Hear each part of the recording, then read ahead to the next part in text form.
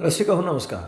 ज्येष्ठ साहित्यिक लोकशाहीर अण्णाभाऊ साठे लिखित फकीरा या कादंबरीचं क्रमशः वाचन. वाचक स्व ॲडव्होकेट संभाजीराव मोहिते कराड.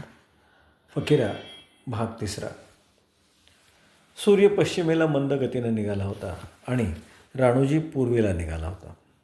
दोघांना परत फिरण्याची घाई झाली होती. राणूजीची नजर आपल्या शिवारावर भिरभिरत होती. मेहनत खाऊन पडलेल्या शिवारातून आता कुऱ्या फिरत होत्या. ओढ्या बांधून शेतकरी पेरणी करत होते. ते काळ्या वावरात बी पेरत होते. पण त्यांना खात्री होती की याच मातीत हे बी जीव धरून उगवणार आणि काळ्याची जागा हिरवगार पीक शोभवणार. पुढच्या वर्षी याच जागी आपली मेहनत साकारानं उभी राहणार म्हणून माणसं कष्टत होती आणि त्यांना पाहून राणूजी स्वतःशीच म्हणाला, जे पेरावं ते उगवतं. शिवाराची जोगणी वाजत गाजत निघाली होती. 12 बोलती झुलत होती. गावच्या गल्ल्या माणसांनी भरल्या होत्या. बायका पोरं थव्याथव्याने उभी होती. पोळ्या खाऊन ढेकर देत गडी माणसं धावपळ करीत होती. जोगणी भरली की गावचं दुःख दरिद्र टळतं अशी श्रद्धा असलेली ती माणसं जोगणीला नमस्कार करून औख मागत होती. आज जोगणी फिरून जाताच तमाशा उभा राहणार होता. उद्या सकाळी कुस्त्यांसाठी परगावची मंडळी येऊन आधीच दाखल झाली होती. खांद्यावर पिवळे लंगोट टाकून पैलवान मिरवत होते. सर्वत्र माणसंच माणसं झाली होती. जागोजाग जोगणी आणि जोगा थांबत. लोक नमस्कार करीत आणि मग पुढे निघत. गावातील ताकदवान माणसांनी जोगणी होती हातात हात धरून कडं केलं होतं. त्यांच्या आसपास नंग्या तलवारी धरून धारकरी चालत होते. त्यांची करडी नजर सर्वत्र फिरत होती. तलवारीच्या सावलीतच ती जोगणीची मिरवणूक चालली होती. पुढं सर्व वाद्य एका तालात वाजत होती. पिवळ्या कापडात गुंडाळलेली ती वाटी घेऊन जोगणी मंद गतीने निघाली होती. तिच्या शेजारी न्हावी झडपीन होऊन सूप फिरवीत होता. चांभार लाकडी घोड्यावर बोराटीच्या काटा बांधून माणसं हाकत होता. तो बोराटीचा काटा लागला तर अशुभ असतं ही भीती असल्यामुळं कोणीही पुढं येत नव्हतं. बाजीबा खोताचा लेक बापू हातात नंगी तलवार घेऊन थोड्याच अंतरावर आपला अवखळ घोडं दौडीत उगाचच भराऱ्या मारीत होता. बहिरी ससाण्याप्रमाणे सुरकांड्या मारून तो आपल्या चपळाईचं प्रदर्शन करीत होता. हेतू हा की कोणीही जोगणीकडं गैरहेतूनं बघू नये. दुसऱ्या बाजूनं गजासुतार आपला अवखळ घोडं लगाम ओढून आवरीत होता. अशी कैक घोडी त्या जोगणीच्या आसपास खिरट्या घालून कडवा पहारा देत होती. काखेत तलवार दाबून राणूजी त्या गर्दीत वावरत होता. पेढ्याचा पुडा कमरेत खोवून तो पुढील योजनेत गरकसाला होता. त्यानं गबऱ्याला वाटेगावच्या बाजूला एका ओढ्यात बांधून ठेवला होता. कुठून जोगणीवर झडप घालून कुठपर्यंत जायचं आणि मग गबऱ्याला घेऊन कसं पुढं निघायचं याची सारी जुळणी मनात करून तो जोगणीबरोबर चालत होता. जसजशी ती जागा जवळ येत होती तसतसा तो अधिक बेभान होत होता. त्याची गात्र बधीर होऊन दौलती, राहीफ, राधा, फकीरा, सहदेव यांना तो विसरला होता. एका नव्या जगातच जणू तो वावरत होता. त्याच्या मनाची त्याच्या विचारांची वेगळी हालचाल सुरू झाली होती. जोगणीभोवती असलेल्या कड्यात राम्या लोहार हा सर्वात दांगट होता. त्याचे डोळे तांबरलेले होते. तो कोणालाही आसपास येऊ देत नव्हता आणि राणूजीनं त्याच्यावरच आपली नजर रोखली होती. कायकडाच्या अंगणात जोगणी गेली की एका दणक्यात लोहार उतरवायचा असं त्यानं विचार करून ठेवला होता. कुठला धारकरी कुठं मारायचा हे सारं ठरवूनच तो चालला होता. जोगणी पेटेत आली आणि भैरूरामोशी भेटला. तो जवळ येऊन म्हणाला, राणूदा, तू केव्हा आलास गा? उशीर आलोय, तू वाईच बाहेर ये.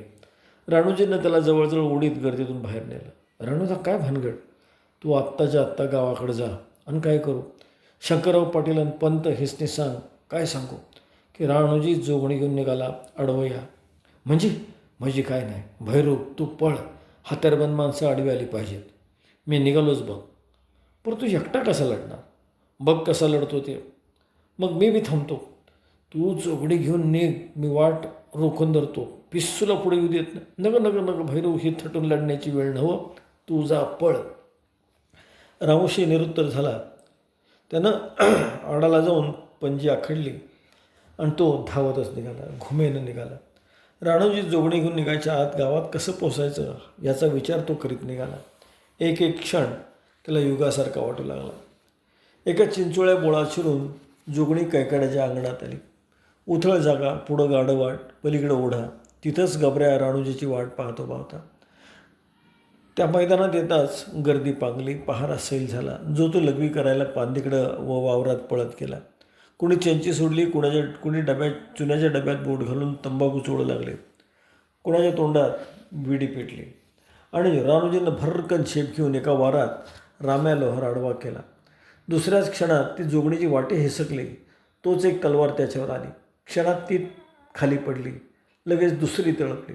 तिलाही खाली लोळवून डोळ्याचं पातळ लवतं न लवतं तोच राणूजी पांदीकडे निघाला. एखादा बाण जावा तसा तो गेला आणि ओरड झाली. जोगणी गेली.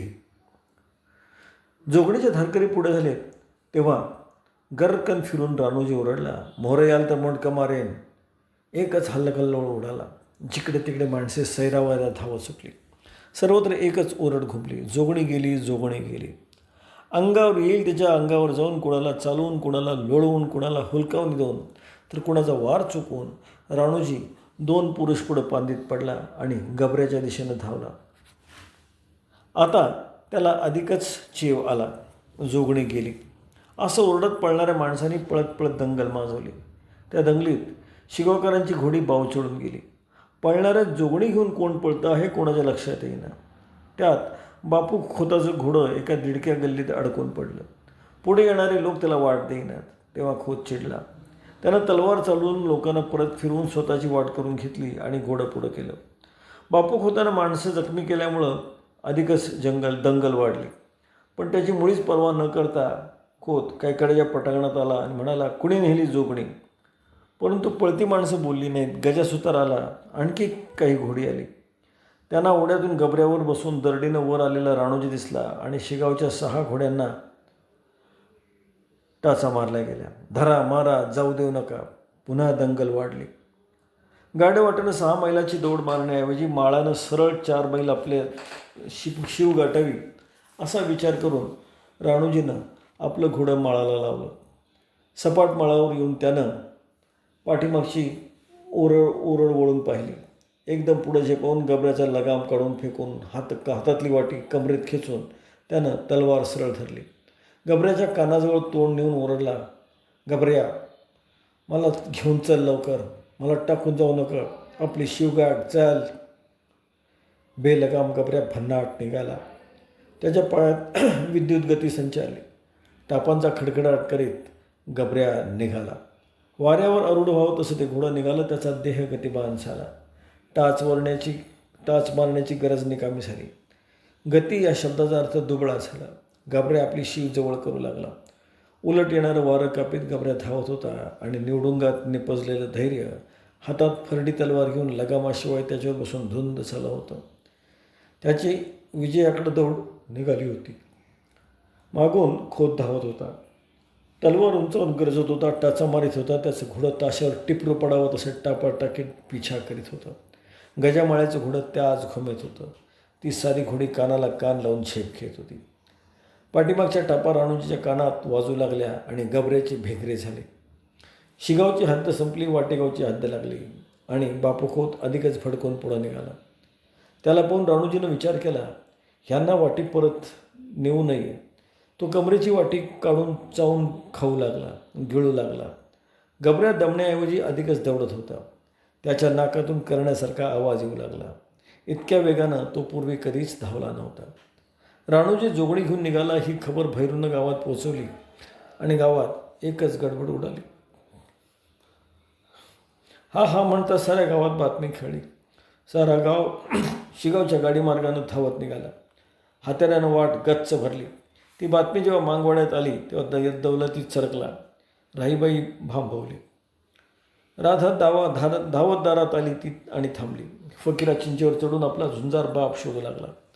सहदेव रडू लागला. मांगांनी कुऱ्हाडी ठोकल्या. महार धावत निघाले. शंकररावानं खोगीर न घालताच घोडं दामटलं. पंतांनी आपला घोडा दुडक्या चालीवर लावला. गाव राणूजीला आडवा निघाला. परंतु राणूजी त्या गाडमार्गाने येत नव्हता. त्यानं माळानं येऊन शिव गाठली होती. तरीही मागे फिरला नव्हता. तो अधिकच खोत मागे फिरला नव्हता. तो अधिकच चिडून पुढं येत होता. पिछा करणारी घोडी ऊर फटून धावत होती. कधी जवळजवळ भिडत होती तर कधी मागं राहत होती. ओरडा वाढला. गजासुतार राणूजीला भिडून होता. तोच खोत ओरडला, गजा भाला फेक, गजा भाला फेकले का. हा रोमहर्षक प्रसंग खरं तर वाचणं अवघड आहेच, त्यापेक्षा तो समजून घेणं त्याहून अवघड आहे. आणि म्हणून आज आपण थांबतो आहोत. उत्सुकता साऱ्यांनाच आहे, परंतु फकीरा गाजली ती याच उत्सुकतेपोटी आज आपण थांबतो आहोत. जय हिंद, जय भारत.